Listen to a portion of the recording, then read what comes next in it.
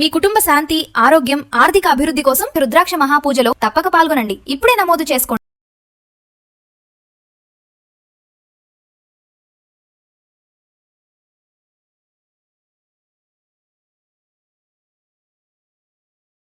నమస్తే, welcome back to Suman TV. Present మనతో పాటు ఉన్నారు stock market analyst Sundar Rama Reddy గారు. నమస్తే సార్. నమస్తే. సార్, సంవత్సరానికి 10 లక్షల కంటే ఎక్కువ ఆదాయం ఉన్న కుటుంబాలకి ఎల్పిజి సబ్సిడీ అనేది రద్దు చేస్తామంటున్నారు. అది సరైన నిర్ణయం అంటారు అసలు? అంటే LPG gas connection subsidy family అందరి ఇన్కమ్ కలిపి 10 లాక్, ఒకళ్ళది కాదండి. అచ్చా, ఆ ఫ్యామిలీలో ఎంతమంది కలిసి ఎర్న్ చేస్తున్నారో ఆ కంబైన్డ్ ఎర్నింగ్స్ కనుక 10 లక్షలు కనుక దాటితే కనుక నో సబ్సిడీ అనమాట. రూల్ ఎప్పటి నుంచో ఉంది, బట్ వాళ్ళు ఇంప్లిమెంటేషన్ చేయలేదు. ఇప్పుడు ఏంటంటే ఆయిల్ అండ్ గ్యాస్ రేట్లు బాగా పెరుగుతున్నాయి కదా, అంటే ఇప్పుడు అందరికి మెసేజ్లు పంపిస్తూ ఉన్నారు. మీకు మెసేజ్ వచ్చిన తర్వాత విత్ ఇన్ 15 days మీరు రెస్పాండ్ అవ్వలేదు అనుకోండి, ఆటోమేటిక్గా సబ్సిడీ కట్ చేస్తారన్నమాట. ఇంకా వాళ్ళు దానికి ఇన్కమ్ ట్యాక్స్ క్రైటీరియా తీసుకుంటున్నారు. అంటే మీరు మీ ఫ్యామిలీ మొత్తంలో ఇన్కమ్ ట్యాక్స్ కనుక ఫైలింగ్ చేసినప్పుడు మోర్ దెన్ 10 లాక్ చూపించారనుకోండి, ఆటోమేటిక్ కట్ అయిపోద్ది. లాస్ట్ ఇయర్ వరకు ఏంటంటే income tax up to 7 lakh వరకు, 8 లాక్ వరకు అలా ఉండేది. బట్ ఈ సంవత్సరం నుంచి 12 లాక్ వరకు ఎగ్జామ్షన్ ఇచ్చారు కదా, అందుకని అవసరం ఉన్నా లేకపోయినా ఇంట్లో ఎంతమంది అడల్ట్స్ ఉంటే అందరూ 12 లక్షలకి ట్యాక్స్ ఫైల్ చేస్తారు ఈ సంవత్సరం నుంచి. దాని మీనింగ్ ఏంటంటే ఈ సంవత్సరం నుంచి మీకు ఇంకా ఎల్పిజి గ్యాస్ సబ్సిడీలో ఉండదు అనమాట. అఫ్కోర్స్ లాస్ట్ 2-3 years నుంచి LPG subsidy 30 rupees, 40 rupees, 5 rupees తప్ప ఏమి ఉండలేదండి.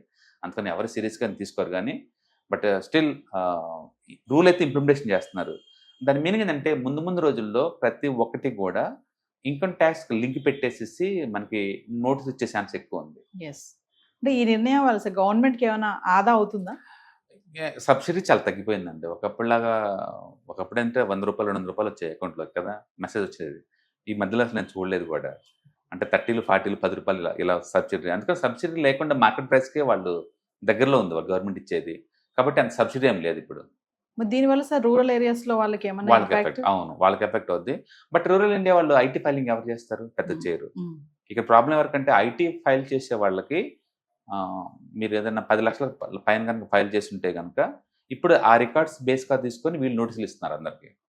రెస్పాండ్ కాకపోతే ఆటోమేటిక్గా సబ్సిడీ ఆపేస్తా ఉన్నారు. ఆపేసిన పెద్ద విషయం లేదు, ఎందుకంటే ఎవరు పెద్ద రావట్లేదు సబ్సిడీ ఇంతకుముందు. ఇప్పుడు మార్కెట్ ప్రైస్గా దొరుకుతుంది గ్యాస్. దీనివల్ల సార్ గృహిణులు ఎవరైతే ఉంటారో వాళ్ళకి కానీ చిన్న కుటుంబాలకు కానీ ప్రభావం ఎలా ఉంటుందంటారు? ఇంతకుముందు ఆ సబ్సిడీ ఇప్పుడు రాదు అంతే కదా, అంటే మార్కెట్ రేట్కి ఇస్తారు. మనం యాక్చువల్ గ్యాస్ రేట్ పే చేసేటప్పుడు మనకి సిలిండర్కి అదే 16 kg సిలిండర్కి మన యావరేజ్ మీద ఎంత పే చేస్తున్నాం? 940 రూపీస్ అలా పే చేస్తున్నాం. అందులో సబ్సిడీ ఉంది, గవర్నమెంట్ ఇచ్చేది 30 రూపీస్ 40 రూపీస్ ఉంది, ఏం లేదు. సబ్సిడీ తర్వాత కదా మీ బ్యాంక్ వచ్చేది. ఇప్పుడు ఆ సబ్సిడీ ఆగిపోద్ది అంతే కదా, 30-40 రూపీస్ ఆగిపోతే పెద్ద ప్రాబ్లం ఉందండి. టోటల్ ఫ్యామిలీ ఇన్కమ్ బట్టి family income should not cross the 10 lakh government దగ్గర నుంచి ఎల్పిజి సబ్సిడీ రావాలంటే, గ్యాస్ కనెక్షన్ సబ్సిడీ నీకు రావాలంటే total family income should not cross the more then 10 lakh. But rule ఎప్పటి నుంచో ఉంది, గుర్తుపెట్టుకోండి. ఇప్పుడు కొత్తగా పెట్టిన రూల్ ఏం కాదు. కాకపోతే ఇంప్లిమెంటేషన్ కి ఇది రైట్ టైం అని చెప్పేసి అందరికి మెసేజ్ పంపిస్తున్నారు. అందరికి మెసేజ్లు వస్తున్నాయి.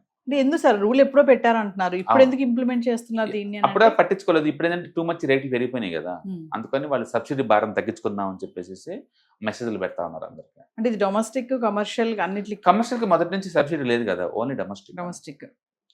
Thank you.